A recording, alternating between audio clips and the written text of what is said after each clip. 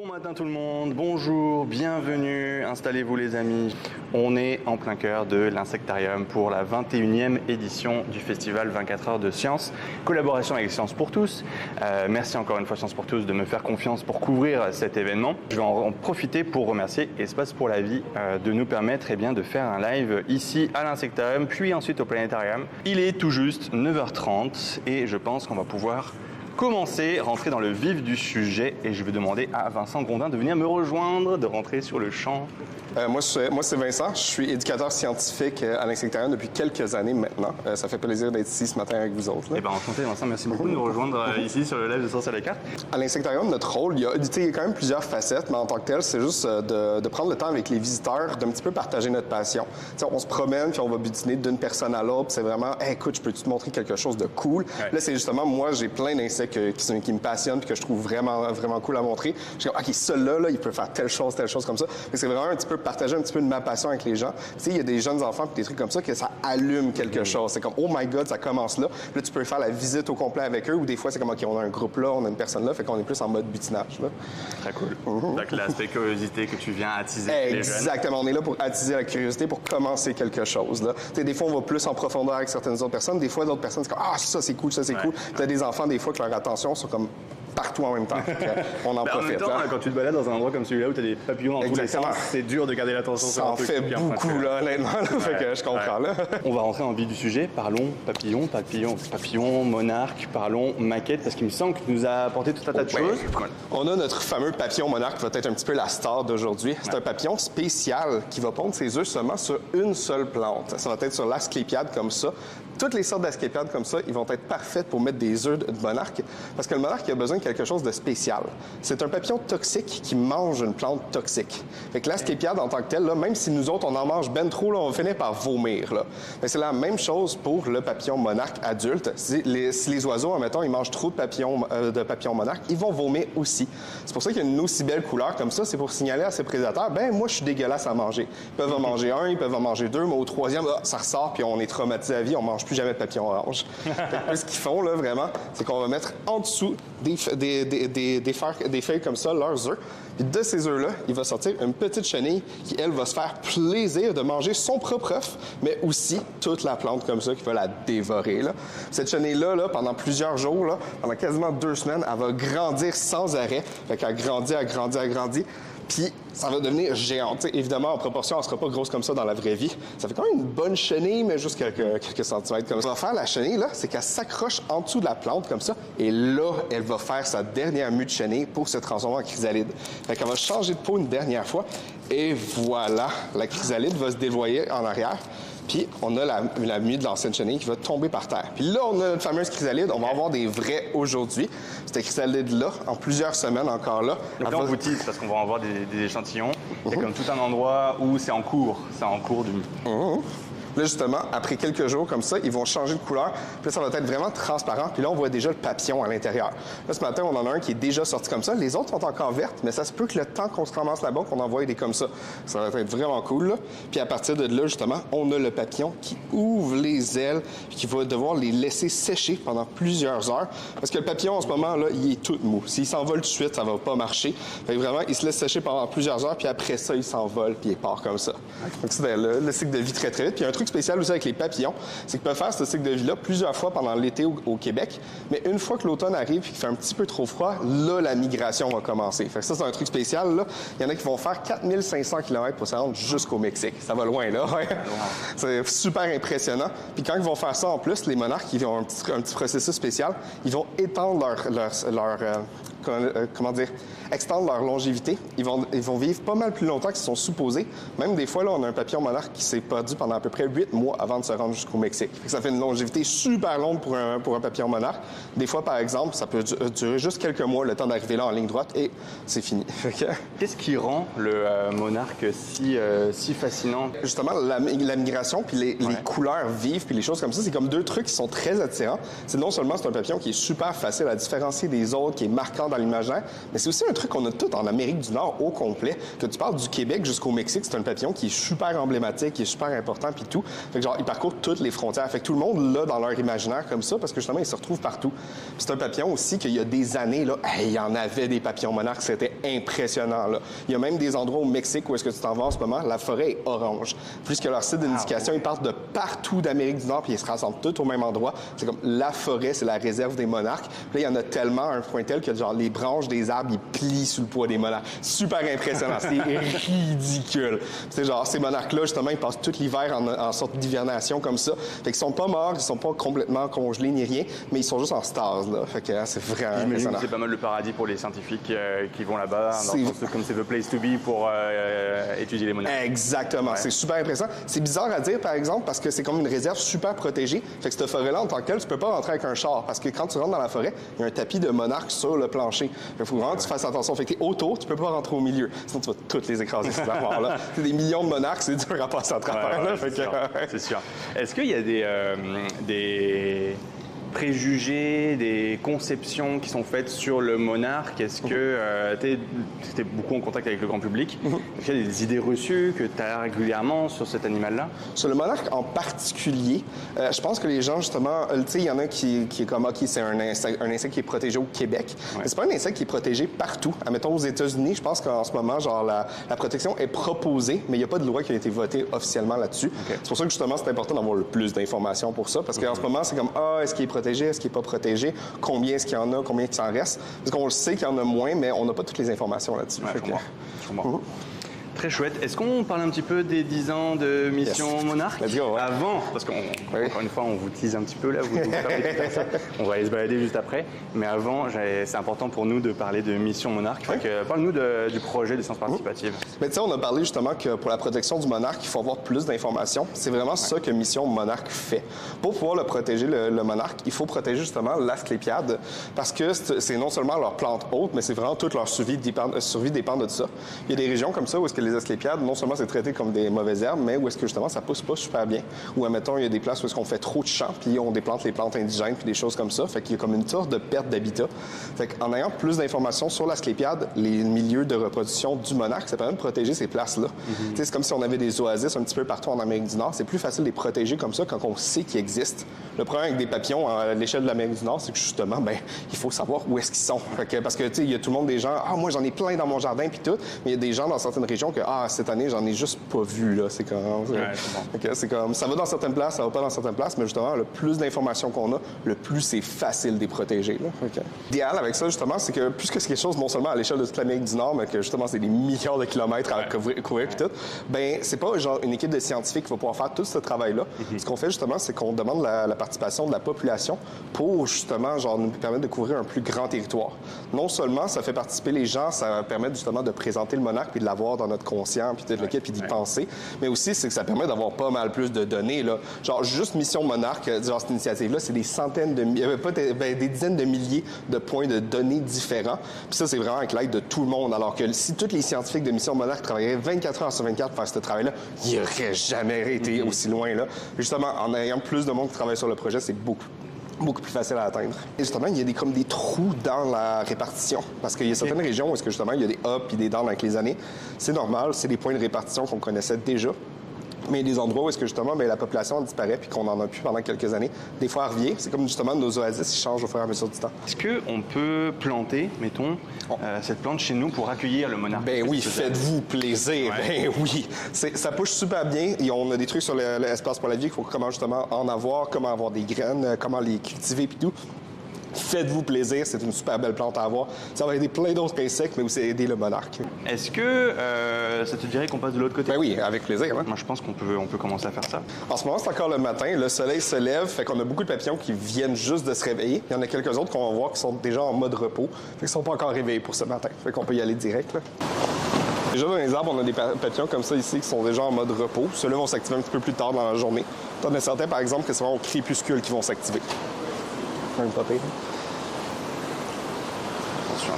là, vraiment, on va voir qu'il y a beaucoup de plantes à fleurs qui vont être un petit peu partout. On a aussi les boules avec du nectar artificiel pour les papillons. On va aussi avoir un bar à fruits. Les papillons ici sont vraiment nourris, genre plus que nécessaire. C'est vraiment pour avoir l'embarras du choix pour ce qu'ils veulent. Là. Fait que, cool. quand même le fun. notre fameux bar à fruits. Le bar. Pour les papillons, pas pour les enfants, mais quand même. Pas de papillons en vue, genre avec Pas de papillons en vue. Non. Les papillons, c'est niaiseux à dire, ils ont vraiment un horaire qui suivent naturellement. Le midi, certaines plantes vont faire plus de nectar et donc ils vont se présenter à la nourriture plus à certaines heures. Ça dépend pour quel papillon, mais quand même. Là, on va voir notre premier monarque qui est sorti ce matin d'ailleurs. Et voilà, tout frais, tout mouillé. Il n'est pas encore prêt à bouger, par exemple. Ça prend un petit moment entre réaliser que c'est plus une chenille puis que c'est un papillon. En ce moment, il bouge même pas ses muscles d'ailes, fait qu'il n'y a rien réalisé encore là.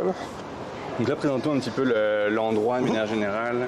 Ici, c'est vraiment la pouponnière pour les papillons. On a 3 sortes de chrysalides en ce moment. On a les chrysalides des papillons morphos en arrière, des papillons monarques et ceux-là Ah non! Amadrias, c'est une autre sorte de papillon. Ils n'ont pas de nom, commun, malheureusement. Donc, quand même pas pire, là. On voit qu'il bouge un peu, fait que peut-être qu'il va s'activer bientôt. On va y laisser quand même quelques heures, le temps que les ailes y sèchent. Et après ça, on va pouvoir ouvrir la fenêtre et les laisser s'envoler dans le vivarium. Comme ça, on va avoir le temps de s'adapter, là. Je vous fais un petit zoom, qu'on ait le temps de regarder sur le chat. Les morphos en arrière, c'est les papillons bleus qu'on va voler un petit peu partout. C'est vraiment l'intérieur des ailes est bleu, l'extérieur est complètement brun. Brun avec quelques patterns d'œil. On voit vraiment que d'une espèce à l'autre, les chrysalides vont avoir une apparence très différente.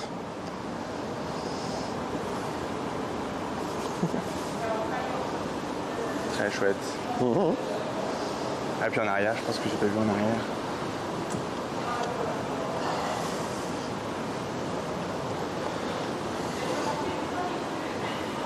D'ailleurs, ici, on a une autre sorte d'asclépiade. C'est de l'asclépiade du Costa Rica, si je me rappelle bien, qui va être parfaite pour accueillir les papillons monarques qu'on a ici. Parce qu'on n'a pas les papillons monarques qui viennent du Québec, on a les papillons monarques du Costa Rica, parce que ceux-là font pas de migration. Fait que dans les serres, ils verront pas fous, ça va être plus simple pour eux. Est-ce qu'il y a des papillons qui imitent le monarque? Oui. Une question super facile à répondre. Au Québec, on a le vice-roi, qui littéralement, son moyen de défense, c'est d'imiter le monarque. Il y a les mêmes couleurs, les mêmes sortes de patterns. Il est très difficile à différencier. Il y a une petite différence de taille, puis il y a littéralement une ligne de plus sur les ailes. C'est vraiment comme ça qu'on va le différencier. Mais c'est vraiment difficile. Puis au vol, les oiseaux peuvent pas faire cette différence-là. Fait qu'ils voient le orange, ils se rappellent que ça goûte pas bon, on y touche pas. Ah ouais. Puis il y a aussi d'autres papillons, mettons, il y a quelques autres papillons qui vont avoir vraiment les couleurs orange, noir, blanc. Fait que ça, c'est un exemple facile. C'est pas, lui, son méthode de défense, c'est pas d'imiter le monarque en particulier, mais d'imiter ou de participer à, dans le fond, donner l'information que le orange, c'est dégueulasse. On a plein de papillons dans la serre comme ça qui sont dégueulasses à manger, sans être nécessairement toxiques, mais ils vont avoir des super belles couleurs qui vont beaucoup ressembler à celles du monarque. Même en Amérique du Sud, tu as plusieurs papillons qui vont avoir toutes les mêmes couleurs, qui sont toutes toxiques ensemble. Fait que c'est vraiment comme une alliance de papillons toxiques, là. Donc quand même pas pire. C'est pas une coïncidence qu'il y ait toutes les mêmes couleurs, puis vraiment le noir, le blanc, le orange, là. On avait une question de quelqu'un qui nous demandait est-ce que les papillons préfèrent les fruits frais ou plus matures? Plus matures. Les papillons, ils peuvent pas croquer dans les fruits, ils peuvent juste les licher. Fait que plus c'est mou, plus c'est. Ceux-là ici. OK. On va aller voir. Ça, mettons, nos bananes, là, c'est des vieilles bananes. C'est juteux, là. T'sais, justement, on va en voir un ici qui est en train de licher. Fait qu'il peut pas vraiment croquer dans la banane ou prendre des grosses bouchées. Fait qu'il va juste chercher le petit jus qu'il y a par-dessus. Fait que même chose pour les oranges puis tout. On les écrase un petit peu le matin pour que ça jute, mais ils peuvent pas vraiment aller à l'intérieur, là. C'est marrant, la cohabitation fourmis-papillons. Ben oui. Ces fourmis-là vont jamais attaquer nos papillons, par exemple. Okay. Ces fourmis-là, ils sont vraiment focusés sur leur arbre ici, qui vont complètement dévaster à chaque jour, là. T'sais, là, ça fait juste quelques heures, depuis à peu près 9 heures ce matin, qu'ils ont commencé. Fait que ça commence fort, là. Ils ont même des préférences sur les types de plantes qu'ils vont prendre, là. Donc, on voit les feuilles mauves ici qui sont déjà à moitié quasiment, là.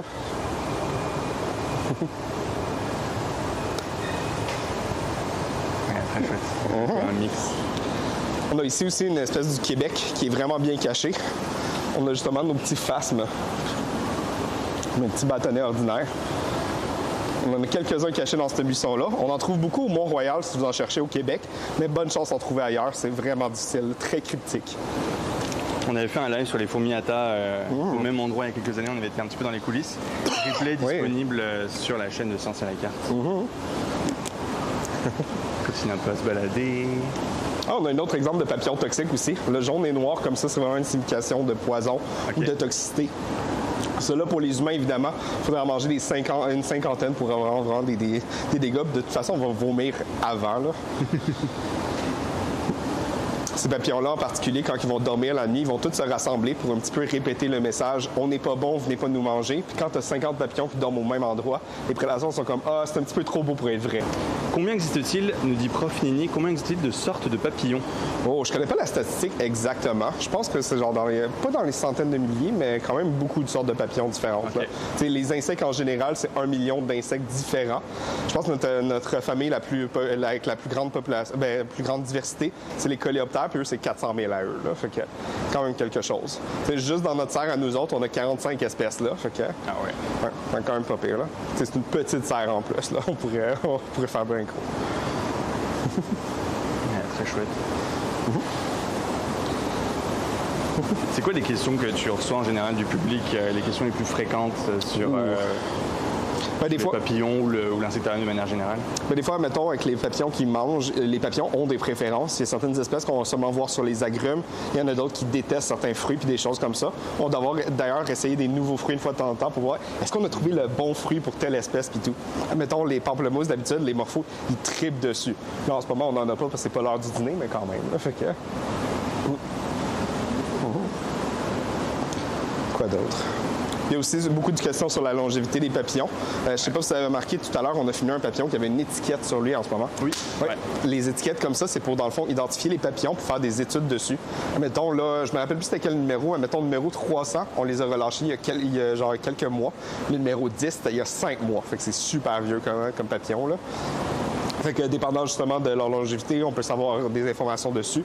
Est-ce que justement ils vivent leur vie au complet ou est-ce qu'ils meurent tous en 2 semaines? C'est super important pour nous autres parce qu'on veut que nos papillons aient une belle vie naturelle puis tout. Des fois, par exemple, on a des petites anomalies. Admettons, on a un papillon qui est supposé vivre pendant 4 mois qui a duré 7 mois à date. Fait que c'est comme une anomalie, c'est pas normal, c'est statistiquement bizarre, mais c'est quand même intéressant. Fait qu'on sait pas exactement pourquoi c'est arrivé, on étudie ça en ce moment justement. Dans la serre, quel est le papillon le plus toxique? Nous demande Classe Baril 2026. Oh! Vous allez voir ce qu'on va dire par toxique, parce que, mettons, le monarque, si nous autres, on en mange, genre, tu peux en manger beaucoup, puis là, tu vas éventuellement vomir, puis tu n'auras pas d'effet secondaire ni rien. Mais si tu vomis pas, tu vas avoir des problèmes de cœur, puis tout, là. C'est vraiment violent, là. Fait qu'il faudrait vraiment que tu en manges des centaines et des centaines et des centaines. Mais là, rendu là, c'est difficile, là.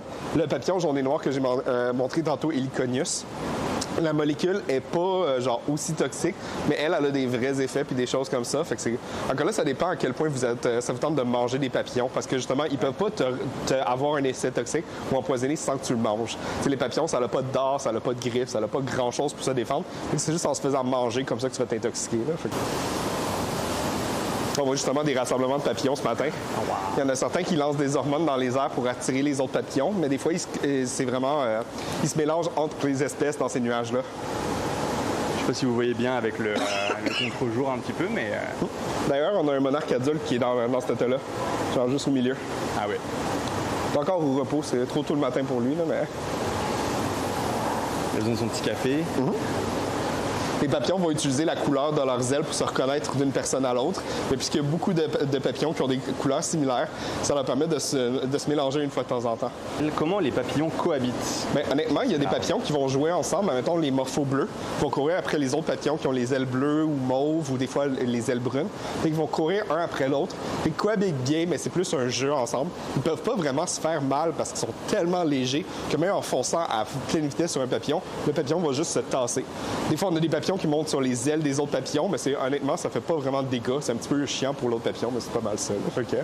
Qui n'ont pas vraiment d'agression ou quoi que ce soit. On a des papillons qui sont territoriales ou avec leurs fleurs, ou admettons avec leur nourriture. Admettons, ils se mettraient sur une balle comme ça, puis ils ferment leurs ailes sur la balle pour empêcher les autres papillons de venir. Mais ici, il y a tellement de nourriture que justement, tu peux le défendre ta balle ou ta affaire, mais ça va être correct. Il y a de la nourriture partout pour tout le monde. Dans la nature, par exemple, c'est utile parce que c'est mon spot de fleurs ici. Moi, j'ai toutes les manger, là. Fait que... quand même pas pire. Mais ici, c'est vraiment la surabondance. Là. Fait que... ah, d'ailleurs, on voit les morphos qui se courent après. Là.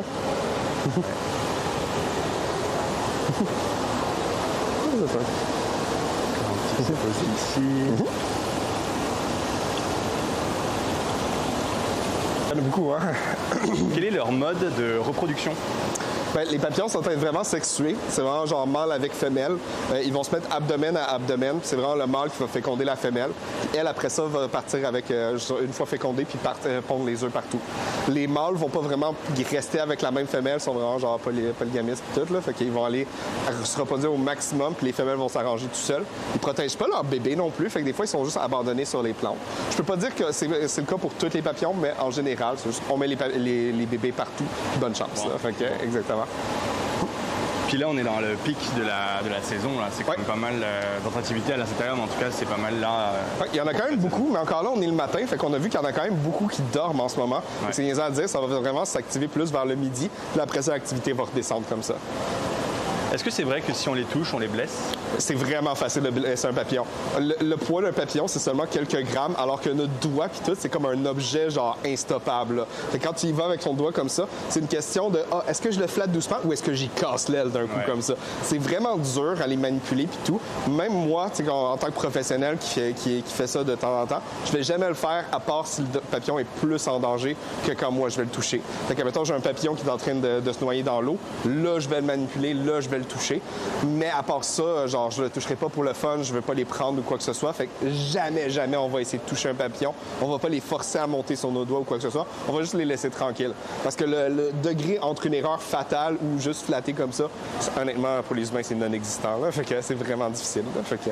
Moi, c'est plus une question par rapport aux odeurs que je me disais, tu mets mon doigt sur avec la graisse des mains puis des choses ça. Comme ça, si tu touches les ailes puis que tu fais juste laisser, mettons, du désinfectant puis des choses comme ça, c'est sûr que tu vas faire des dégâts. Juste enlever les écailles comme ça, surtout dans la nature. Dans une serre comme ça, c'est moins le cas, mais dans la nature, les écailles sur les ailes des papillons, c'est un moyen de défense super important.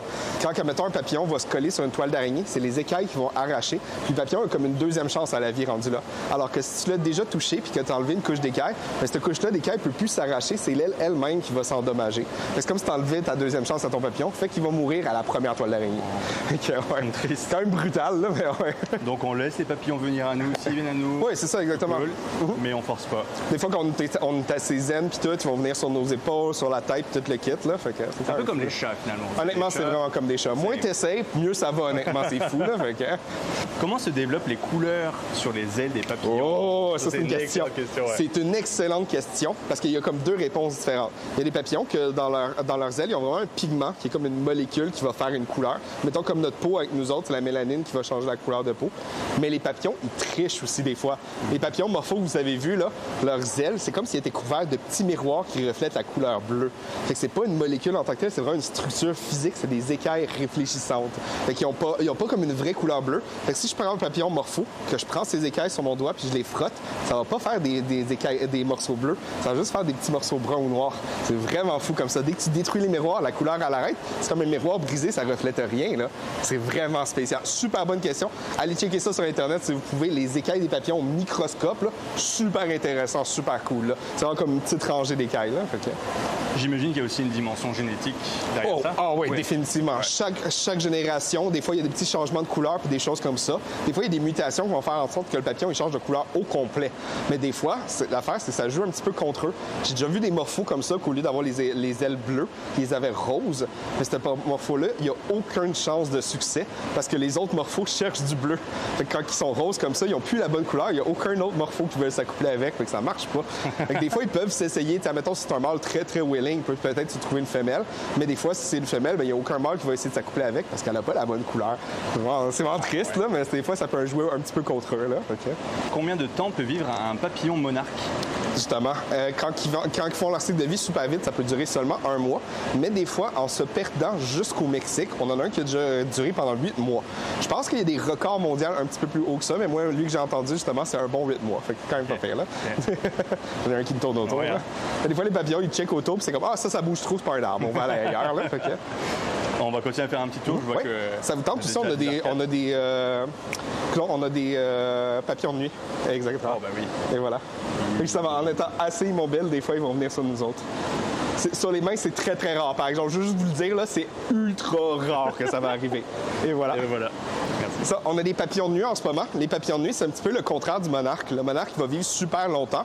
Mais les papillons de nuit, il y a certaines familles qui n'ont pas de bouche du tout.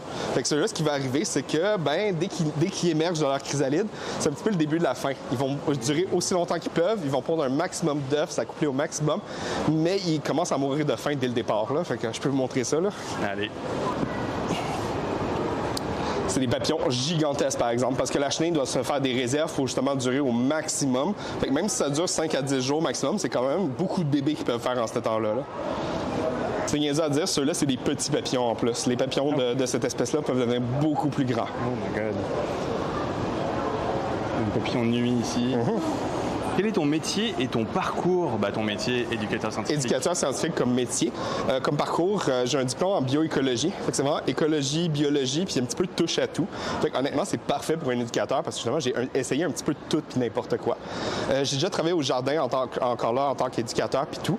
Puis là, après ça, justement, mon parcours c'est vraiment concentré sur les insectes. Fait que là, je suis venu à l'insectarium, puis là, let's go, on part pour de vrai. Là. Fait que non seulement l'insectarium, c'est comme une place incroyable pour en apprendre beaucoup plus sur les insectes, mais aussi des insectes de partout dans le monde. Parce que veut pas à l'école, on apprend sur les insectes du Québec. Mais là, ici, c'est vraiment, fais-toi plaisir, tu peux en apprendre sur n'importe quoi, puis tu vas avoir en plus une raison d'avoir des connaissances là-dessus. Là. Lors de leur migration, les monarques parcourent combien de kilomètres par jour? Oh, une bonne question. Hey, une chance que j'ai bien étudié là-dessus. Et ça, des papillons en pleine forme, que c'est 50 km par jour.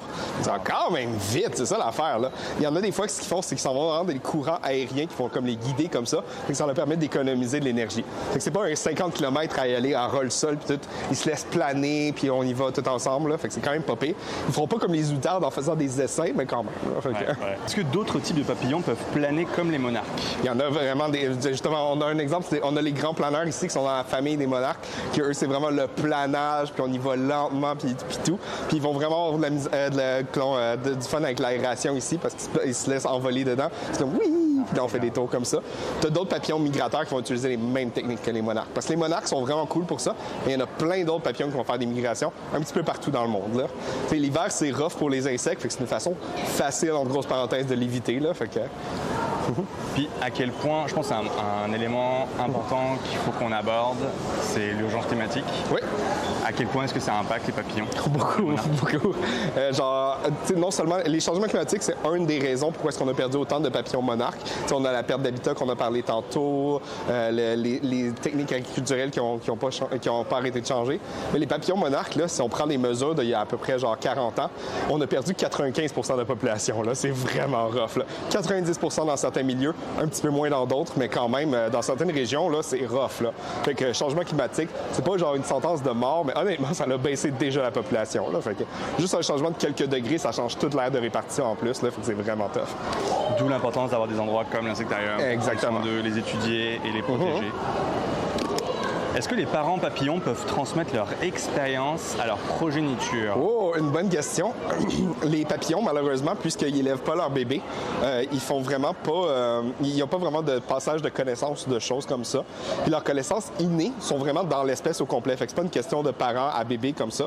Parce qu'il y a plein de comportements innés. Admettons, il y a des papillons qui pondent jamais leurs œufs sur certaines plantes parce que, genre, de façon innée, ils goûtent puis c'est comme, c'est toxique ça, je peux même pas mettre mes bébés là-dessus. Là. Fait que... quand même pas pire, là.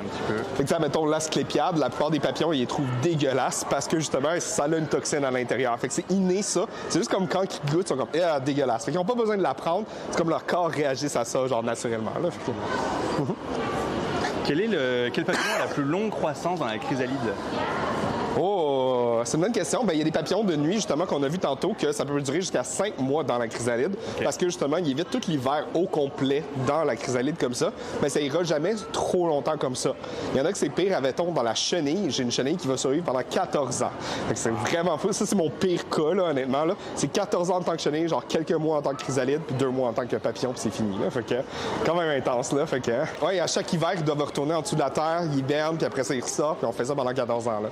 Merci infiniment, Vincent Bourdin, d'avoir été avec nous, d'avoir fait le tour d'un sectarium, d'avoir proposé plein de belles images. Et en plus, il y a un papillon qui s'est posé sur toi. Exactement, ça, show off, là. Ça, là, on a des images pour ça, et ça, c'est parfait. Et maintenant, on change totalement de sujet, on s'en va dans l'espace, et on accueille Oriane Egal. Allô, Oriane. Allô. allô le chat. Comment ça va? Ça va, Ouais. Ça va bien, ouais. Contente d'être là. Merci beaucoup en tout cas d'avoir accepté notre invitation à venir discuter aujourd'hui. On va parler de plein de choses avec toi. Il y a beaucoup de sujets qu'on va aborder et c'est pas tous les jours qu'on peut discuter, surtout avec une astrophysicienne. Alors, salut. L'astrophysique, c'est quand même un domaine qui est très vaste. Vous pouvez rencontrer des astrophysiciens qui ont des métiers très très différents finalement. Et puis moi, je veux dire que je suis restée vraiment proche de la Terre puisque mon sujet d'étude, c'est les petites poussières du système solaire. Alors, je dis petites poussières dans le sens astronomique, c'est-à-dire que ça peut faire de quelques millimètres à quelques kilomètres, mais c'est ma spécialisation dans mes recherches. Donc moi, je suis avant tout chercheuse ici au Planétarium de Montréal et aussi à l'Université de Western en Ontario. Je me spécialise dans la modélisation des pluies de météores, essayer de faire des modèles météo pour les agences spatiales pour protéger les sondes et les astronautes qui sont en orbite autour de la Terre. Okay. Et ici au Planétarium, j'ai aussi le grand plaisir de pouvoir m'occuper de la collection de météorites. Donc je vous ai amené quelques spécimens qui vont être assez sympas à observer. Comme tout à l'heure, on vous a teasé avec les monarques, l'insectarium et les chrysalides. On vous tease également avec les échantillons qui sont juste ici. Vous inquiétez pas, on va tout vous expliquer tout à l'heure. On va zoomer, vous allez voir. Mais restez avec nous pour en savoir plus. En pré-entrevue, tu me disais que le premier mot que tu avais pu dire quand tu étais bébé, c'était le mot lune. Alors, cette histoire de premier mot, moi, je m'en souviens pas. Je sais que c'est mes parents qui l'ont raconté. Et puis, manifestement, ma mère qui était un petit peu vexée que le premier mot soit la lune, et pas maman. Mais j'ai toujours aimé l'espace. J'ai toujours trouvé ça captivant, que ce soit les images qu'on voyait, mais simplement quand on sort le soir pour regarder le ciel, cette immensité, puis ce côté très paisible. C'est toujours quelque chose qui m'a attirée. J'aime comprendre comment le monde fonctionne. Mais après, j'ai beaucoup de passion dans la vie. Et donc, au moment de choisir une spécialisation à l'école, je voulais rien lâcher. Je voulais faire des lettres et puis de la science, puis tout ça. Ouais. Puis finalement, la physique en général et l'astronomie a remporté mon attention, je dirais, en tout cas pour mon travail. Mais je pense qu'avant tout, c'est simplement une curiosité d'esprit. Essayer de comprendre comment fonctionnent les choses et puis s'intéresser un petit peu à tout ce qui passe. On imagine souvent, je ne sais pas ce que vous en pensez sur le chat, mais souvent on imagine l'astrophysique comme étant quelque chose une science assez aride. Quand je dis aride, c'est-à-dire très mathématique, très devant, mettons, des ordinateurs, très traitement de données. Puis, lorsqu'on s'est parlé en pré-entrevue, tu m'as plus présenté ton parcours comme étant une aventurière qui allait un petit peu sur le terrain, même beaucoup même. Est-ce que tu peux nous en parler? Ouais. Et je pense que tu as des images, pas mal d'anecdotes. Alors, de formation professionnelle, j'ai mis 1 million d'images ici.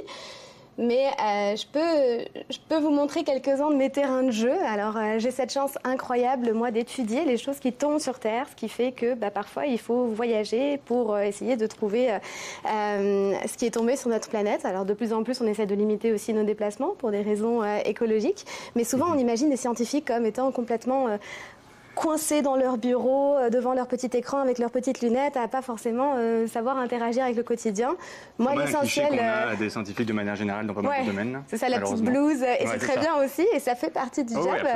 Mais moi, la plupart du temps, quand je pars en mission, je pars dans des déserts, en camping, à parfois chercher des météorites à genoux par terre. Donc, ça peut être des missions comme au Chili, dans le désert d'Atacama. Ça, c'était ma maison pendant une semaine. On se nourrissait essentiellement à base de boîtes de thon et de bananes, parce que c'était les choses qui périssaient pas dans le désert. Et combien de temps t'es restée sur le terrain comme ça? Une semaine comme okay. ça. Okay. Ça, c'était au Chili. Je suis partie voir les télescopes à Hawaï, le météore cratère, où je pense que la meilleure mission pour expliquer un petit peu tout ce côté des brouillards qu'on doit avoir sur le terrain, c'est celle-ci. C'est arrivé en novembre 2015. On a un ancien débris d'une fusée Apollo qui était dans l'espace depuis des dizaines d'années, qui est rentré dans l'atmosphère au-dessus du Sri Lanka. Et nous, on a installé toute une campagne d'observation là-bas. Donc, on avait 2 stations distantes à 100 km, c'est-à-dire moi et une collègue à moi, Min Kyung Kwon.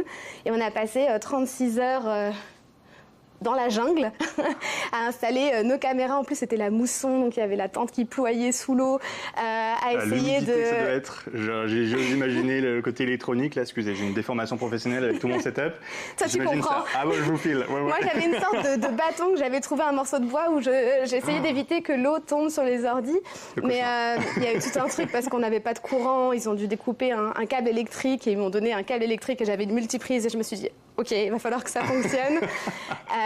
Ils m'ont dit, oui, surtout, tu t'endors pas parce qu'il y a des singes, des araignées qui peuvent revenir, des serpents. Juste, je suis astronome, ça va, on va pas dormir. De la recherche, c'est ça. Mais on était prêts. Mais au moment de l'événement, il a plu et on n'a rien vu.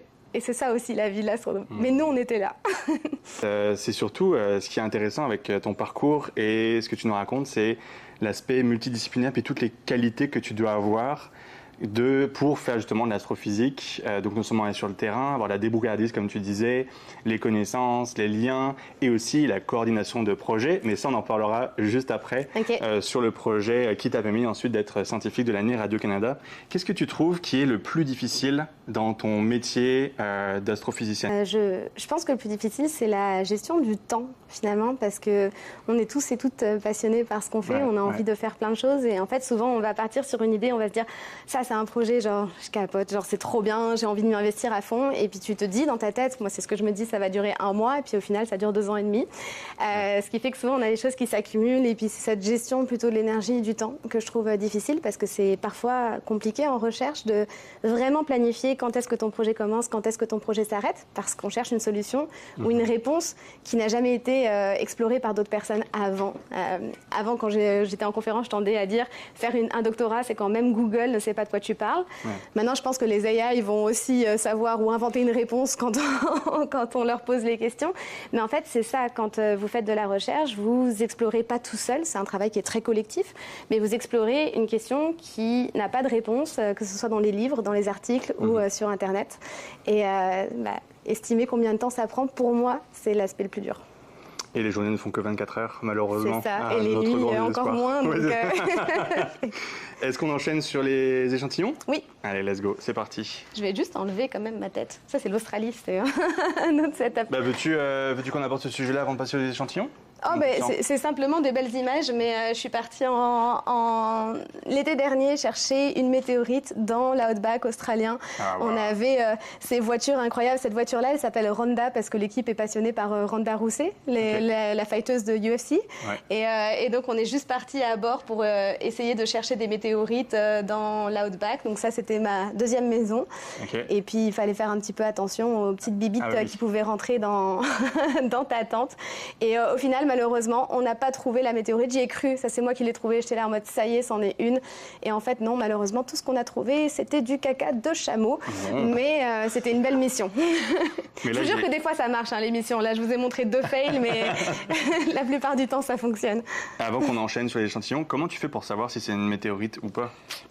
J'ai un super bon exemple ici. Let's go. J'avais préparé une diapo, mais en fait, on a la chance d'avoir des vraies météorites avec nous. Donc ça, c'est le meilleur exemple qu'on puisse avoir d'une météorite qui vient de tomber sur Terre. Alors elle ne vient pas de tomber sur Terre, celle-là. C'est juste qu'elle est tombée dans le désert en Afrique du Nord-Ouest. Donc elle a été vraiment préservée de l'érosion, que ce soit par le vent, le sable ou les éléments. Donc elle a l'aspect d'une météorite fraîche. Et alors une météorite qui vient de tomber, ça ressemble à ça. Qu'est-ce que c'est qu'une météorite finalement? C'est une roche qui vient de l'espace. Une roche, ça peut être plus ou moins pierreuse, ou ça peut être un morceau de métal, ou un mélange des deux. Et donc on a ces morceaux-là qui se baladent dans le système solaire, et puis de temps en temps, il y en a un qui tombe sur Terre. Et donc il va rentrer dans l'atmosphère avec une très grande vitesse, ce qui fait qu'il va brûler. Et c'est pour ça que les météorites fraîches vont avoir quelque chose de très caractéristique, qui est ce qu'on appelle une croûte de fusion. On voit là que c'est complètement noirci à l'extérieur, et que là on a des morceaux qui se sont fragmentés quand la météorite a impacté le sol, et on voit bien que l'intérieur ressemble pas du tout à l'extérieur. Donc ça, c'est votre premier signe distinctif d'une météorite, c'est cet aspect brûlé, cette croûte de fusion qui est assez fine. En fait, le plus souvent, ça fait moins d'1 millimètre d'épaisseur. Et elle peut aussi montrer des structures qui ont un nom scientifique un peu barbare, on appelle ça des régmaglyptes, mais c'est des traces de pouce, c'est des sortes de cavités qu'on voit ici, qui sont simplement dues à du matériau plus friable qui a été expulsé quand elle a traversé l'atmosphère. Donc la croûte de fusion, c'est la meilleure indication d'une météorite fraîche, mais on a d'autres paramètres. Là, tu ne la prends pas dans tes mains, mais si tu la sondes, elle est quand même vraiment pas mal plus lourde qu'une roche terrestre. Et ça, c'est parce que... ça pèse combien, pour se donner une idée Mettons, elle pèse, pour se donner une idée, 2,5 kg. Voilà. Heureusement que j'ai amené son petit papier, parce que je ne suis pas hyper forte pour jauger de la masse. Mais si les météorites sont si lourdes, c'est parce que la majorité contient du métal. Elles sont riches en fer et en nickel, ce qui fait que si vous mettez un aimant, ça va rester collé. Si vous approchez une boussole, qui est un meilleur moyen pour tester le magnétisme d'une roche sans altérer ses propriétés, vous allez voir que l'aiguille de la boussole va bouger aussi à proximité de la roche. Contrairement au caca de chameau, ça marche pas là-dessus. Je t'avoue, j'ai pas essayé d'approcher un aimant de... Mais on a plein de types de météorites différentes. Alors, pourquoi? Parce que, en fait, tous ces fragments qu'on voit ici, à part deux, dont je reviendrai, viennent d'astéroïdes. Les astéroïdes, c'est vraiment ces grosses roches qui se promènent dans l'espace. En fait, ça aurait dû former des planètes, mais ça n'a jamais réussi à s'agglutiner ensemble pour former une planète. Donc, c'est ce qu'on appelle des planétésimaux. Et les astéroïdes, la majorité des astéroïdes sont contenus dans la ceinture principale qui se trouve entre les orbites de Mars et de Jupiter. Et de temps en temps, dans cette ceinture, on a des collisions, on a des fragments partout, et certains tombent sur Terre.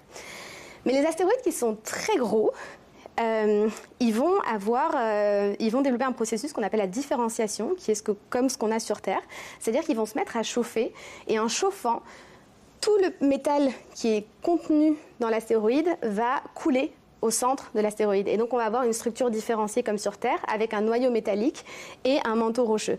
Sinon, les petits astéroïdes qui ne se sont pas différenciés, quand vous en coupez une tranche, comme ici, vous allez avoir quelque chose comme ça. C'est-à-dire qu'on voit vraiment, c'est un mélange de roches. Et je ne sais pas si vous le voyez là avec le jeu de lumière, mais on a des petits grains brillants qui sont des grains métalliques. Ouais. Donc ça, c'est un petit astéroïde, un morceau d'un petit astéroïde. Les gros, quand ils se fragmentent, mais si jamais vous avez la chance d'avoir un morceau du cœur, vous allez avoir ce genre de météorite entièrement métallique. Donc c'est que du fer et du nickel. Ça pèse vraiment lourd, je n'ai pas son poids, mais voilà, elle fait aussi 2,5 kg, mais vous voyez, elle est 2 fois plus petite. Si on a un morceau qui vient du manteau, on va avoir plutôt une météorite pierreuse. Et parfois, on a la chance vraiment exceptionnelle d'avoir une météorite qui vient pile de l'interface entre le noyau et le manteau. Et celle-là, il ne faut pas que je la lâche. Mais dans ce cas-là, ce qu'on va voir, c'est une palasite. Je ne sais pas si on a de la lumière pour voir la réflexion ou à l'écran. On voit bien, oui. Et donc là, ouais. Et donc là, ce qu'on voit, c'est vraiment, on a une matrice de fer et de nickel, qui est la partie argentée qu'on voit ici, qui vient du noyau, avec des cristaux d'olivine. L'olivine, ça peut être jaune ou vert, c'est pour ça qu'on appelle ça l'olivine. Et c'est un des minéraux qui résistent le mieux en fait, à ces hautes pressions, hautes températures. Et c'est pour ça qu'on a ces vraies œuvres d'art de l'espace. Incroyable. Donc pourquoi est-ce qu'on s'intéresse aux météorites? Eh bien, finalement, j'avais préparé cette petite diapo qui explique le fonctionnement du système solaire. Au début, notre système solaire, c'est juste un gros nuage de gaz et avec des toutes petites poussières à l'intérieur. Puis il va s'effondrer et il va s'aplatir, former un disque en rotation, qui est ce qu'on voit ici. Puis au centre, on a la matière qui s'accumule, donc la température augmente. On a la naissance d'une étoile, le Soleil. Et puis le Soleil, il va soit absorber tout le gaz, soit repousser le gaz dont il ne veut pas plus loin. Et tout ce qui va rester dans le disque, c'est ces minuscules poussières de quelques micromètres qui vont commencer à s'agglutiner les unes aux autres pour faire des corps de plus en plus gros jusqu'à devenir des bébés planètes. Et puis à la fin, c'est pour ça qu'on va avoir dans notre système solaire, finalement, on a les planètes qui sont formées proches du Soleil, où il y avait peu de matière, donc ça va être essentiellement de la roche, du métal, parce qu'il fait très chaud, des petites planètes rocheuses. On a les grosses géantes qui sont formées plus loin, où il y a plein de glace. Puis on a ces deux corps qui sont les astéroïdes et les comètes, qui sont tous des bébés planètes, des planétésimaux, mais qui se sont formés pour certains proches du Soleil où il fait chaud, donc on a essentiellement de la roche, et pour les autres loin du Soleil où il fait froid, donc on va surtout avoir de la glace avec des poussières. Et en fait, nous, on aime les météorites parce que quand on étudie les météorites, on étudie des petits morceaux de ça, qu'on n'a pas besoin d'aller chercher avec des missions spatiales qui sont, au demeurant, incroyables, moi j'adore, mais qui sont très compliquées à mettre en place. On a plein de morceaux d'astéroïdes qui tombent sur Terre.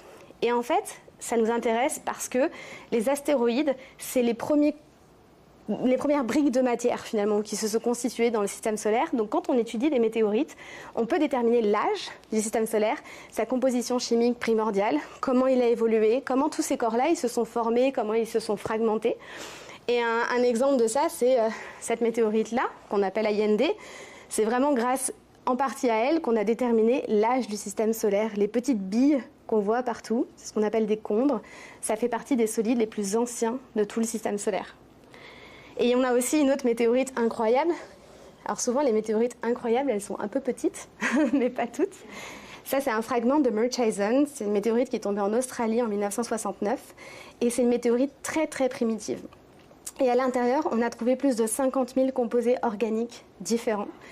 Des acides aminés, même, qu'on retrouve à la base de l'ADN. Et 50 000, c'était la limite de détection de l'appareil. Donc ça se trouve, il y en a des millions.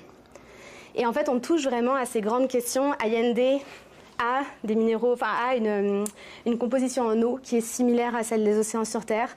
Murchison met la lumière sur le fait qu'en fait tous ces corps-là, ils ont enrichi notre atmosphère avec toutes les petites briques nécessaires à l'apparition du vivant. Donc on touche aussi à ces grandes questions de l'apparition des océans et de la vie sur Terre.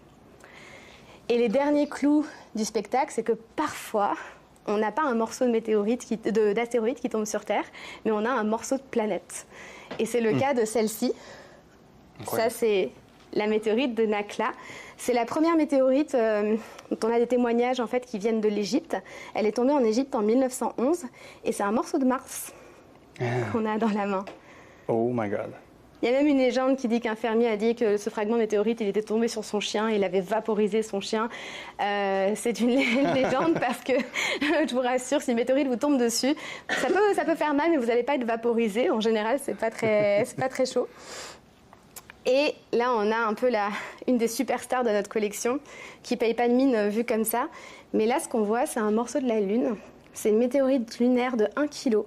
Il faut savoir que ça représente 1/1000 de la masse de toutes les météorites lunaires que vous pouvez trouver sur Terre. Genre, on a quand même une grosse partie de la bibliothèque terrestre de météorites de Lune dans la main. Et ce qui est génial avec ce fragment-là, c'est que dedans, on va retrouver des fragments qui viennent de différentes parties de la Lune, en fait, qui ont été cassés par des impacts et qui se sont ressoudés par d'autres impacts. Donc, on a une véritable archive lithologique de la Lune en un seul fragment. Incroyable. Eh ben, je pensais pas voir un morceau de Mars, un morceau de Lune éventuellement aussi, là. C'est quand même assez incroyable. C'est marrant parce que moi, j'avais comme le préjugé de plus c'est des gros éléments, en tout cas l'imaginaire que tu as autour des astéroïdes, des météorites et tout, c'est vraiment plus c'est gros et plus c'est comme imposant et important, etc. Alors qu'en fait, tu nous as montré un tout petit fragment ici qui est quand même extrêmement précieux et qui en fait permet de remonter dans le temps. C'est une façon de pouvoir le faire complètement là. Tout à fait, et vraiment de déterminer à quoi ressemblait le système solaire au moment où il s'est formé d'un point de vue chimique aussi. Souvent on pense, moi je suis plus dynamicienne, donc je pense au mouvement, comment les choses se déplacent, mais la composition chimique a aussi changé. Et comme tu disais, par exemple celle de Murchison dont je parlais, les météorites primitives, c'est des chondrites carbonées. Elles sont très fragiles. C'est-à-dire que le plus souvent, quand elles tombent, elles vont tomber en poussière. Et ça va être difficile de trouver des grosses chondrites carbonées à exposer dans les musées, par exemple, parce que c'est un matériau qui est très délicat. Est-ce que les roches sur notre planète sont des météorites ? Alors, elles n'ont pas le nom de météorites, mais elles se sont constituées avec des météorites, finalement, avec le même matériel. Comme je le disais, là, on a nos petits planétésimaux qui se sont mis ensemble pour former des grosses planètes comme la Terre. C'est pour ça que, pour l'instant, on n'a rien découvert dans l'espace qu'on n'a pas retrouvé sur Terre. Parfois, on va trouver quelque chose d'un peu nouveau dans une météorite, on va être tout excité, et puis finalement, des années et des années après, on va finir par retrouver ça sur Terre aussi.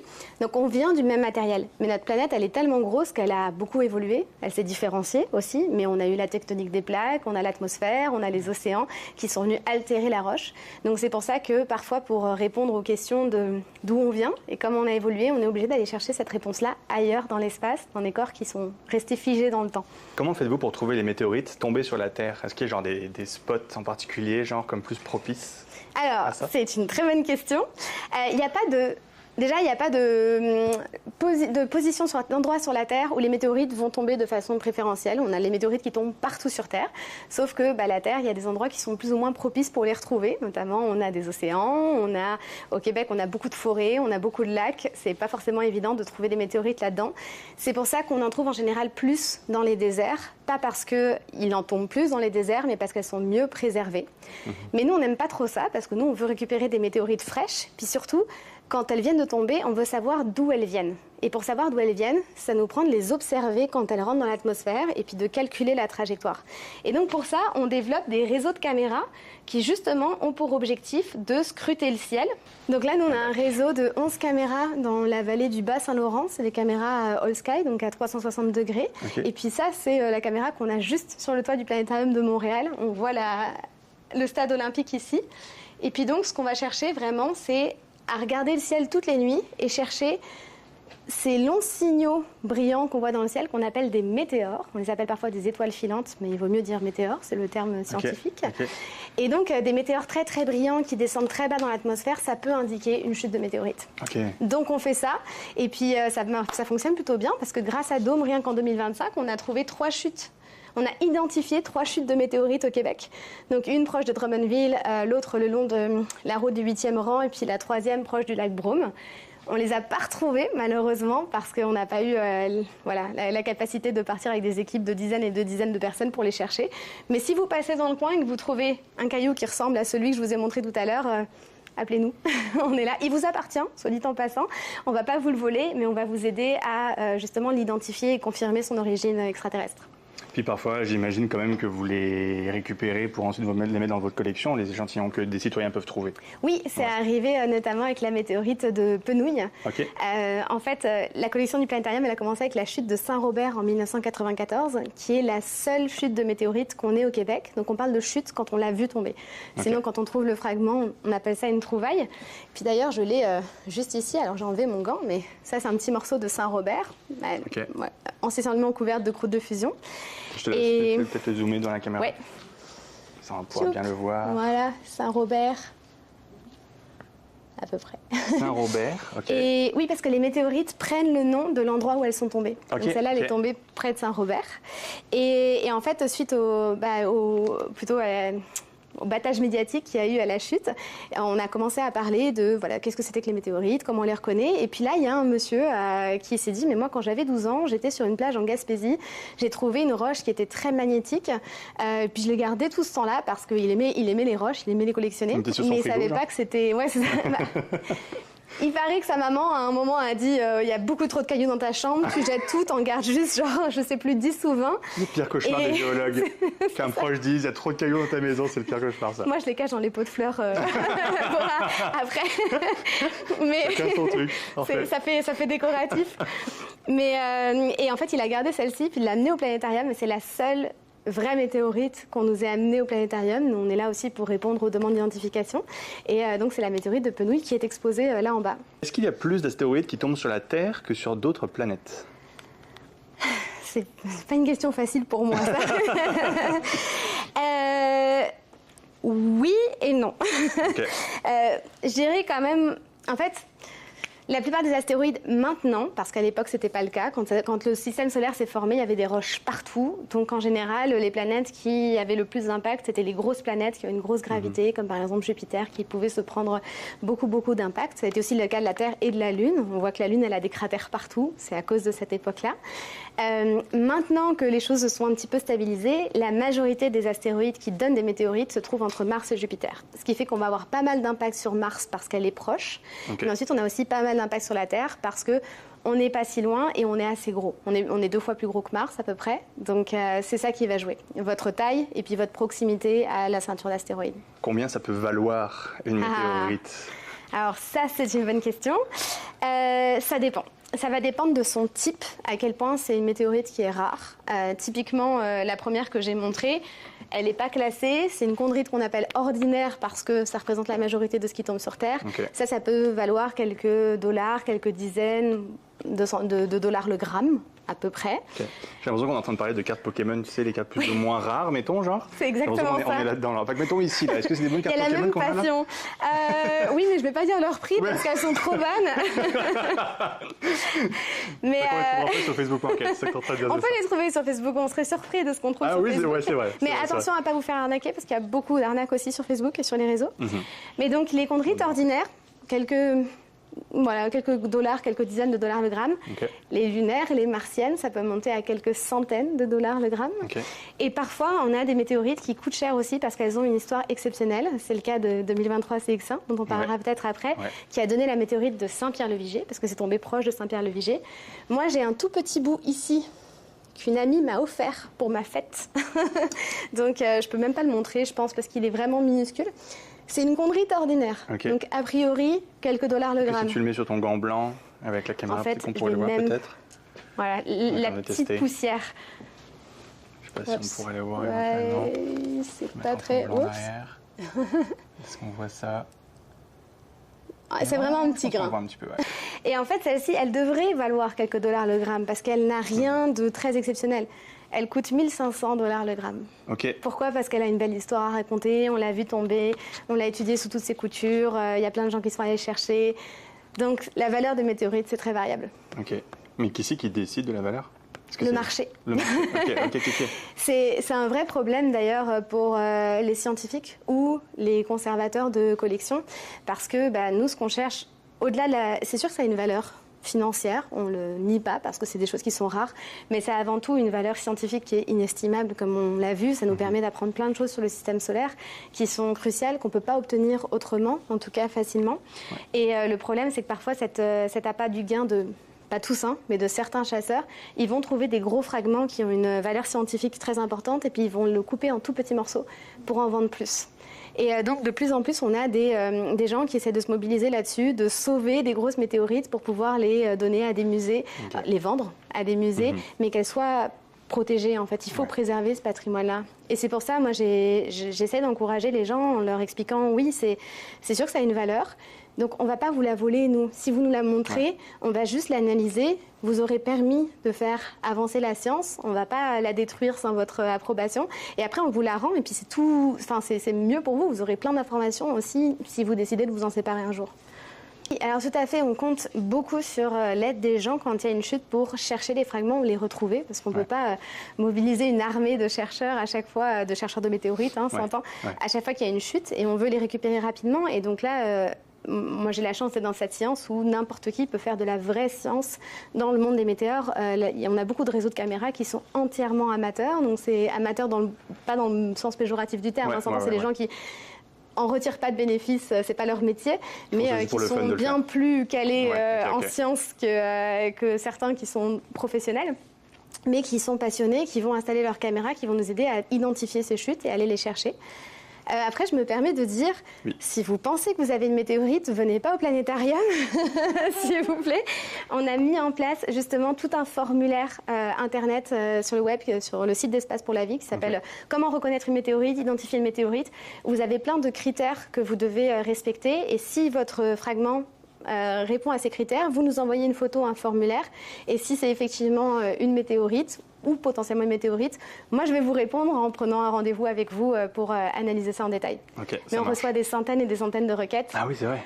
Oui, donc c'est ça. Faut être patient, il n'y a que 24 heures dans une journée. Comment vous calculez l'âge d'une météorite ? Alors, on va la calculer avec de la datation, avec la décroissance radioactive. Je ne sais pas si vous avez entendu parler des méthodes comme le carbone 14. Maintenant, c'est un petit peu répandu. On va se dire, on n'utilise pas forcément le carbone pour les météorites. Mais ce qui se passe, c'est que donc, nos météorites, quand elles vont se former, nos astéroïdes, dans le système solaire, ils vont avoir une certaine quantité d'éléments radioactifs qui, avec le temps, vont se transformer en d'autres éléments qu'on appelle les isotopes fils, qui sont différents. Et nous, quand on mesure les différences de rapport entre ces éléments, les éléments pairs et les éléments fils, on va pouvoir avoir une sorte de chronologie et savoir quand est-ce que la roche s'est formée. On va utiliser des choses comme, je ne sais pas, l'argon, le potassium, le thorium, l'uranium. Pour remplacer le carbone 14 dont tu parlais, c'est ça.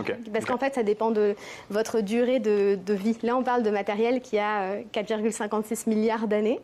Donc, il y a certains éléments qui se décomposent trop rapidement pour qu'on puisse remonter à leur origine. Mais ce qui est très intéressant avec cette analyse de ces éléments, moi je trouve, c'est qu'on a à la fois cette première composante qui nous permet d'avoir l'âge, mais aussi on se rend compte que parfois notre caillou dans l'espace, avant de donner les météorites, il a eu une histoire. Il a subi d'autres impacts qui l'ont peut-être pas détruit, mais qui l'ont altéré. Et ça permet parfois de réinitialiser cette petite horloge atomique pour d'autres éléments. Et donc, par exemple, ça nous permet de nous rendre compte, quand on a un petit impact, on a des gaz, par exemple, légers, comme l'hélium, qui vont s'échapper rapidement. Puis des gros impacts vont faire s'échapper des gaz plus lourds, comme l'argon.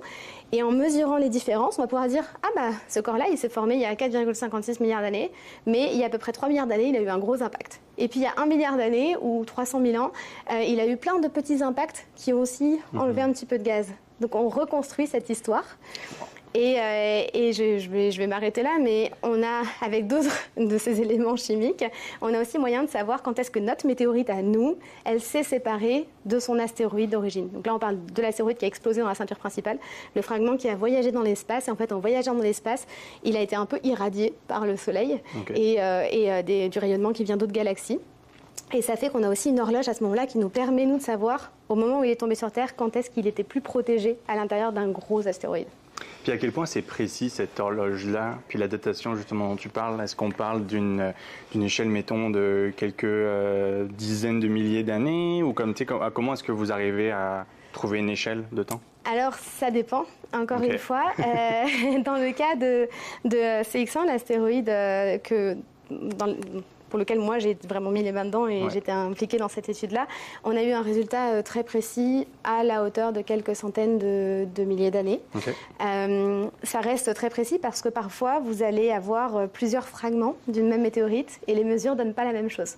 Okay. Pourquoi? Parce qu'il y en avait un qui était vraiment en surface, un qui était plus en profondeur, un qui a peut-être été protégé justement d'un petit impact qui s'est passé de l'autre côté de l'astéroïde mais pas l'autre. Donc on a une certaine variabilité aussi en fonction du fragment qu'on va étudier, même quand on étudie le même corps. Est-ce qu'on pourrait parler un petit peu justement plus en détail de l'astéroïde 2023 CX1, notamment du projet qui t'a permis donc d'être nommé scientifique de l'année Radio-Canada. D'abord, félicitations pour ça. C'est quand même une distinction assez particulière. Fait que c'est vraiment le fun de pouvoir te parler. Encore bravo pour tout ça. Merci. Est-ce que, en quelques mots, peut-être nous rappeler, peut-être tu as un petit peu parlé de ça tout à l'heure, là, de l'astéroïde, mais peut-être nous rappeler un peu de ce projet, en quoi ça consistait? 2023 CX1, c'est lui. C'est un petit astéroïde. CX1, ok. C'est ça. Oui, moi je l'appelle CX1 parce que j'en ai marre de dire 2023. Ok. Mais c'est parce qu'il a été découvert en 2023. Il a été découvert comme ça. Ça, c'est les images de la découverte. C'est pas très joli. Hein. On voit juste un petit point qui se promène. Puis c'est quoi ce qu'il y avait autour qu'on a vu? C'était les étoiles. Ok. En fait, c'était une pause où on suit l'astéroïde, mais on voit comme la Terre tourne. Les étoiles vont avoir tendance à laisser comme ça une traînée dans nos images. Ça, c'est voilà. Ils se sont fixés sur l'astéroïde et pas sur les étoiles. Et donc, c'est un petit astéroïde qui a été découvert en février 2023, qui n'était pas très gros, on se disait à peu près 1 mètre, mais qui avait la particularité de se diriger droit vers la Terre. Et donc, les agences spatiales, grâce à beaucoup d'astronomes amateurs aussi, on a pu calculer la trajectoire et prédire le point d'impact de cet astéroïde. Et on s'est dit, en fait, cet astéroïde, il va rentrer au-dessus de la Manche, donc entre la France et le Royaume-Uni, le 13 février, donc 7 heures après la découverte. Et ça, pour les scientifiques, c'était quand même incroyable, parce que pour la première fois, on allait avoir un astéroïde, on savait qu'il allait tomber, et il allait tomber dans une région densément peuplée, sans poser de risque, parce qu'il était trop petit, mais pendant la nuit. Ce qui fait que ça nous donnait une opportunité de justement pouvoir l'observer et l'analyser. Et ça peut paraître évident parce qu'on voit beaucoup de réseaux d'observation, mais en fait c'est un événement très rare. C'était que la 7e fois dans l'histoire de l'humanité qu'on découvrait un astéroïde avant qu'il tombe sur la Terre. Et donc on a vraiment mobilisé les populations en disant sortez et observez ça, observez-le pour vous, mais si possible envoyez-nous les vidéos après. Parce que ça nous permet d'étudier, et ça c'est des exemples de ce qui ont été vus. Ça c'est au-dessus du Havre, en France. Ça c'est en Normandie. Incroyable. C'est la famille d'un collègue australien, il les a forcés à rester réveillés pour prendre les données. Parce que là on est genre à 3h du matin, c'est ça que tu disais? Oui, 3h du matin. Ça c'est au-dessus de Paris. Incroyable. Et donc ça a été la meilleure en fait, observation de la rentrée d'un astéroïde qu'on ait jamais fait. On a eu beaucoup de données grâce aux gens dans le ciel et en optique, mais on a aussi eu d'autres types de signaux, notamment des signaux acoustiques et même sismiques, parce qu'en fait l'astéroïde quand il rentre dans l'atmosphère, il va tellement vite, il va avoir un boom sonore comme le boom supersonique des avions. Et puis toutes ces ondes acoustiques, elles peuvent venir aussi comprimer la Terre et engendrer des ondes sismiques. On l'a entendu en infrason, on ne serait pas capable, jusqu'à 5500 km de là en Russie. Et donc, pourquoi est-ce que ça a été exceptionnel? C'est parce que nous, en fait, ici au planétarium, avec l'Université Western, on a pris toutes ces données pour calculer où étaient tombées les météorites en Normandie. Et grâce à ça, comme je sais qu'on n'a pas beaucoup de temps, je vais passer dans les détails. C'était comment est-ce qu'on fait pour calculer le point de chute des météorites. En fait, c'est très compliqué parce que les météorites, ça ne tombe pas en ligne droite ou en belle parabole. Ça se fragmente. On a plein de morceaux qui, après, vont tomber en étant déviés par les vents. Vraiment, comme une feuille qui tombe d'un arbre. Parce que c'est des petits fragments qui font en sorte Même que les ça... gros. Même les gros? Même les gros, avec l'atmosphère, peuvent varier de plusieurs kilomètres. Et là, c'est justement une simulation pour des masses de différentes tailles. Combien de temps elles ont mis à tomber? On voit qu'il est 3h du matin. Et en fait, tu peux voir que les masses les plus lourdes vont tomber en quelques minutes, en 3 minutes à peu près. Les plus petites qui sont là, elles vont mettre plus de 8 minutes à atteindre le sol. Donc si on a une grosse rafale à ce moment-là, ça va vraiment changer notre point de chute. Mais on a calculé ça, ce qu'on appelle une ellipse de chute. C'est la probabilité de trouver des météorites de différentes masses au sol. Les petites ici, les grosses là. On ne sait pas s'il y a eu beaucoup de petites ou beaucoup de grosses, mais si elles existent, elles sont là. Donc là, ce qu'on voit ici, c'est une estimation. C'est ça, c'est vraiment une prédiction de où ces fragments sont tombés. Et ça a permis d'aider les gens à aller chercher sur le terrain. Donc là, on a l'équipe de Fripon Vigiciel. C'est un projet de science participative Vigiciel qui va avec le réseau de caméras Fripon, qui sont partis sur le terrain pour chercher les météorites. Et en moins de 2 jours, on a Loïs Leblanc, une étudiante en art qui était volontaire pour Vigiciel, qui a trouvé le premier fragment de cette météorite. C'était un record absolu. À l'époque, on a pu envoyer cette météorite en laboratoire sans qu'elle soit contaminée de façon significative par l'environnement terrestre.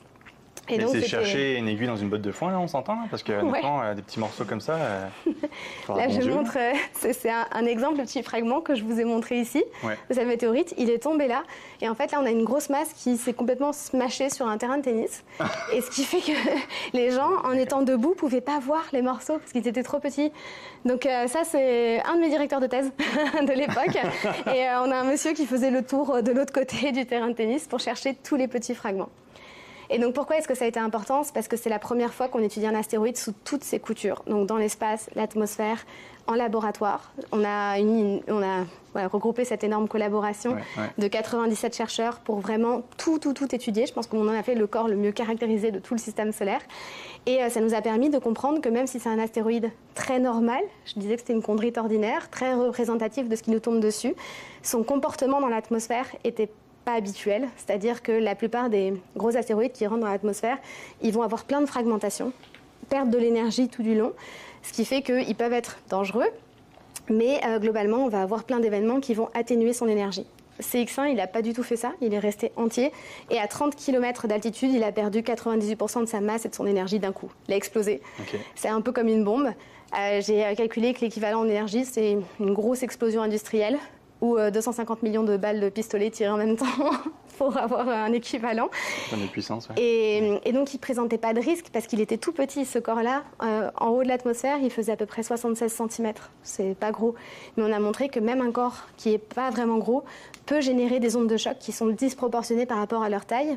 Et c'est pour ça qu'il a eu un impact sur le monde de la défense planétaire, de la lutte contre les astéroïdes, parce qu'il nous a permis de mettre en évidence une nouvelle classe de corps plus dangereuse quand elle rentre dans l'atmosphère, ce qui fait qu'à l'avenir, si on trouve un astéroïde qui vient de la même famille, qui vient de la même région du ciel, et qui a une composition compatible avec celui-ci, il faudra probablement adapter notre réponse en cas d'impact, peut-être évacuer la population ou demander aux gens de se cacher dans la case. Intéressant. Comment est-ce que tu as réagi à la nomination de scientifique de l'année Radio-Canada? Comment ça s'est passé? Puis qu'est-ce que ça t'a fait vivre comme émotion? Il y a eu beaucoup d'émotions différentes.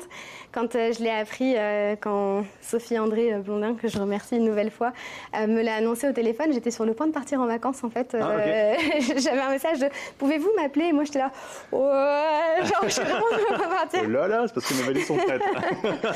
Et non, c'était une nouvelle incroyable. J'étais ici au planétarium, en fait j'étais dans la cage d'escalier et j'étais assise par terre. Honnêtement, j'en revenais pas, c'est beaucoup d'honneur.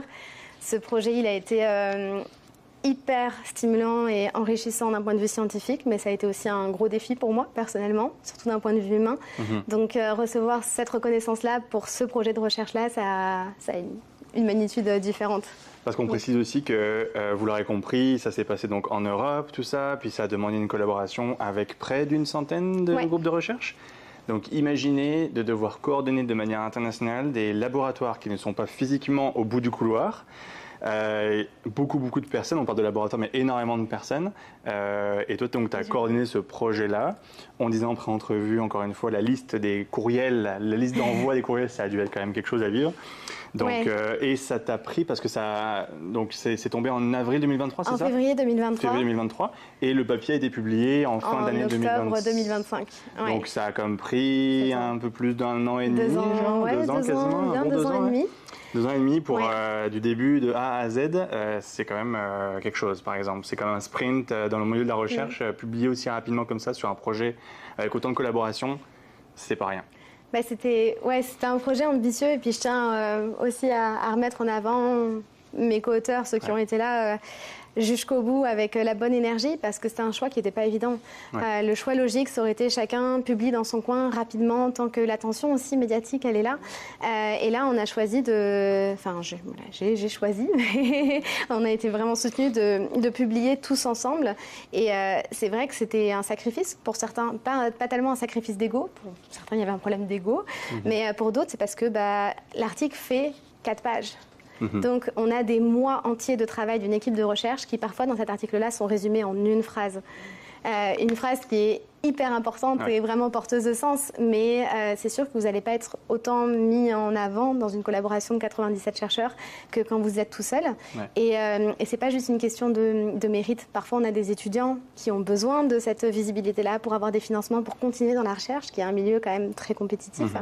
Donc c'était quand même une belle décision collective. Mais alors moi, ce que j'ai fait, parce que c'était important et qu'en plus, moi, je combinais dans cet article, on a combiné plusieurs sciences qui ne peuvent pas se comparer les unes avec les autres en termes de travail. On a des disciplines différentes.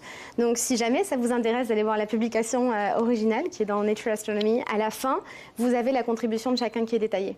Okay. J'ai pas eu le droit de mettre les noms complets, donc c'est juste les initiales. Mais vous pouvez retrouver qui a fait quoi. Parce que pour moi, c'était important que chacun ait le crédit de son travail. Je vais montrer celle-ci qui est drôle. C'est mon collègue en Australie dont la famille habite en Normandie et donc près du point estimé de chute. Et il leur a dit, surtout, vous restez réveillés. Il a fait... 15 secondes, là, tu déclenches vite dans 5. Il coordonne avec sa sœur. 3, 2, 1, c'est parti.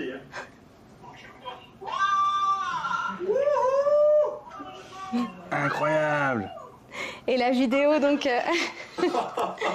la vidéo qu'ils ont montrée, c'était, elle va arriver. En fait, ce qui est fou, c'est que c'est cette vidéo prise par cette famille qui a la plus grande valeur scientifique pour nous, parce que c'est grâce à elle qu'on a pu comprendre comment le corps s'était vraiment fragmenté dans l'atmosphère, parce qu'ils étaient très proches, c'est celle-ci, très proche du point d'impact. On voit vraiment les deux flashs avec les petits fragments qui disparaissent directement. Et la photo, je pense, dont tu parlais, c'est celle-ci. Oups. Qui est prise par Kees de Rijk, je ne sais pas comment on prononce, très gentil, qui a pris effectivement lui depuis les Pays-Bas. Donc encore assez loin, qui a pris la rentrée atmosphérique. Merci Marika pour le lien vers le fameux article scientifique. Si jamais vous ne savez pas quoi lire ce soir en vous couchant, eh ben, vous savez quoi faire.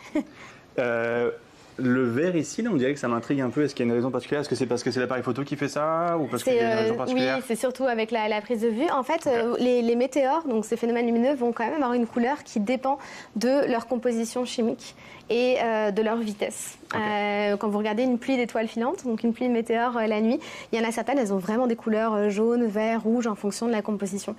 Donc ce qu'on voit aussi, c'est quand même, c'est pas tout à fait juste un effet d'optique. On va avoir une couleur en fonction de la composition chimique. En termes de vitesse, on dirait que c'est comme... Ça se passe à combien de kilomètres par heure? Est-ce que tu as une idée? Est-ce que c'est difficile à estimer? Celui-là, il est lent, ça va. On était autour de 12-14 km par seconde. Kilomètres par seconde? C'est rapide sur Terre. C'est rapide sur Terre, ouais. C'est ça. Les météores, en général, ils ont une vitesse qui va entre 11 et 72 km par seconde. C'est pour ça qu'ils sont dangereux d'ailleurs dans l'espace. Même les petites poussières, rencontrer une poussière d'1 centimètre dans l'espace, sur Terre, c'est comme se faire percuter par un bus qui va à 100 km/h. Et justement, parce que ton travail permet vraiment de faire de la prédiction de ces météorites-là, fait d'éventuellement d'avoir des chocs pour les vaisseaux, mettons la Station spatiale internationale, on pense à mission Artemis éventuellement, tous les vaisseaux spatiaux, mettons. Est-ce que tu collabores avec la NASA sur ce genre de sujet-là? Alors, pas sur les chutes de météorites, sur la prédiction des pluies de météores, qui est donc plus les essaims de poussière qu'il y a dans l'espace, ça je peux montrer. Ça ressemble à ça. Moi, je fais vraiment des modèles qui ressemblent à celui-ci, où je prends des corps, je leur fais éjecter plein de poussière et on voit comment est-ce qu'ils évoluent dans l'espace, quand est-ce que la Terre ou une mission spatiale va rentrer en collision avec un de ces essaims. Et je parlais tout à l'heure de la puissance un peu dévastatrice de certains impacts. Et très, très rapidement, il y a une expérience de laboratoire que j'aime bien, qui a été menée par la NASA, qui imite justement la conséquence d'une collision entre une de ces poussières de 1 cm et un satellite. Donc ça, c'est l'image avant. Et ça, c'est la salle après. Oh my God. Donc moi, tous mes modèles, je les fais en partenariat avec l'Université de Western Ontario. On a un accord collaboratif avec la NASA, le Meteorite Environment Office. Et donc moi, je fais ces modèles de prédiction pour qu'après, les agences spatiales, et donc surtout la NASA, décident de, des opérations ou des mesures à prendre éventuellement à partir de ces données-là. Donc je ne m'occupe pas de la partie opérationnelle, mais j'essaye de les assister dans cette mission-là. Trop intéressant. Cousin Lo qui nous dit « Trouver une météorite a été ajouté à ma bucket list. Merci. » Écoutez, ça fait plaisir. Trop bien. On ajoute ça à la liste des choses. Puis c'est vrai qu'il y a eu tout un... Ayant travaillé justement sur ce sujet-là pour l'émission Avec Desi que je fais avec Viviane sur YouTube, parce qu'on parlait justement des découvertes de l'année, je me rendais compte à quel point il y avait beaucoup de citoyens et citoyennes de partout en Europe qui s'étaient comme mobilisés et je trouvais ça super le fun quand les citoyens sont au cœur de la recherche pour trouver des résultats, de participer à ça, c'est super fascinant. Ouais, Ce matin, on parlait avec... C'est vraiment important pour nous aussi. Dans tous les domaines, même l'observation des pluies de météores, on néglige, mais moi, dans ma calibration de simulation, j'utilise des observations visuelles qui viennent de personnes qui sont sorties un soir, soit de façon très professionnelle, soit parce qu'ils étaient en train de faire un barbecue et puis ils se sont dit je vais regarder le ciel, qui comptent combien de météores ils voient et qui nous envoient ces données-là. Et je m'en sers tous les jours pour faire les modèles pour aider la NASA. On a vraiment besoin de monde. C'est très chouette. Et on n'en parle pas assez, je trouve. C'est pas assez comme mis de l'avant le fait que les citoyens et citoyennes peuvent participer. La prochaine fois que vous avez au chalet, par exemple, là, que vous sortez dehors, voir les étoiles, allez-y, n'hésitez pas à prendre le temps d'observer tout ça. Et puis ce matin, on parlait de mission Monarque. Ouais. Un autre sujet, pareil, les citoyens et citoyennes peuvent vraiment jouer un rôle là-dedans et c'est super fascinant. Mission Artemis, j'imagine que tu as trippé. Oui, Est-ce que tu as eu le temps dans tous tes horaires vraiment chargés? Est-ce que tu as eu le temps quand même de garder un œil sur cette télé-réalité lunaire là? Alors j'ai gardé un œil, pour être tout à fait honnête, j'étais dans une autre mission à ce moment-là, donc j'étais un peu submergée, mais je n'avais pas pu m'empêcher de regarder aussi le décollage en live et puis des séquences après. Et forcément l'émotion est là. L'émotion est là, c'est un vrai enjeu pour plein de raisons et pour certaines raisons, certaines qui sont bonnes, d'autres qui sont un petit peu moins bonnes.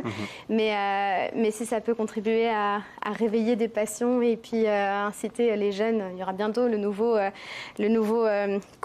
appel aux futurs astronautes canadiens d'ici quelques années. Donc s'il y en a parmi vous qui sont tentés par l'aventure, je pense que c'est le moment. Cousin Lou qui nous dit oui, en espérant que la coopération internationale spatiale puisse perdurer malgré la fin de vie de l'ISS et de l'émergence de puissances spatiales autonomes. Absolument, ouais, donc on garde un œil. J'ai une petite note espoir à ajouter à ça. Alors la conquête spatiale et la course spatiale et les enjeux géopolitiques, c'est un autre domaine. Mais la défense planétaire, la lutte contre les impacts d'astéroïdes, c'est porté en partie par les agences spatiales, notamment la NASA et le JPL et puis l'Agence spatiale européenne, et par une grosse communauté de scientifiques dont on fait partie maintenant au planétarium depuis ce projet-là. Et ça repose essentiellement sur la collaboration internationale. Et je peux vous dire que quels que soient les contextes géopolitiques, cette alliance-là, elle résiste en fait, et ça donne de l'espoir de voir que on alerte quand il y a un risque d'impact, que ce soit en Iran, en Russie, en Chine, les gens partagent leurs observations et puis travaillent ensemble avec l'intelligence collective. Donc comme quoi c'est faisable de collaborer à l'échelle internationale avec tout le monde à travers le monde. C'est faisable. À quel point la pollution de l'espace, débris satellites, gêne l'observation des météorites et des prédictions? Alors, ça gêne pas tellement l'observation des météorites parce que nous, on va regarder les gros trucs qui nous tombent dessus, donc qui sont très lumineux. En revanche, ça gêne tout le reste de l'astronomie et c'est très dangereux pour les missions spatiales. Donc, c'est un très gros problème qu'il va falloir réguler. L'observation du ciel est devenue de plus en plus difficile. La plupart des gens n'ont plus l'occasion de voir la Voie lactée. En revanche, ce qui rajoute de la difficulté, c'est que souvent, on va avoir beaucoup de rentrées atmosphériques de satellites qui sont plus ou moins anticipées. Et parfois, nous, on a cette petite confusion de se dire, mais qu'est-ce qui tombe? Est-ce que c'est un objet qui est naturel ou artificiel? Donc ça prend ça. Mais l'avantage de nos caméras, c'est que maintenant, on fait face à ces enjeux-là. Et donc nos caméras qui, à la base, étaient dédiées à l'observation des météores, maintenant deviennent aussi en partie dédiées à l'observation des satellites pour les traquer et pour savoir où ils sont, où ils se déplacent et ceux qui risquent de retomber sur Terre prochainement. Très bien, mais merci beaucoup, Oriane Engel, d'avoir été avec nous. Merci infiniment pour tout ton temps, merci d'avoir été disponible, merci pour toutes ces images, merci d'avoir répondu à toutes les questions. Merci, belle question, merci le chat. Beaucoup de questions, absolument. Je remercie infiniment évidemment Science pour tous et les 24 heures de science pour votre confiance, mais en particulier Fanny.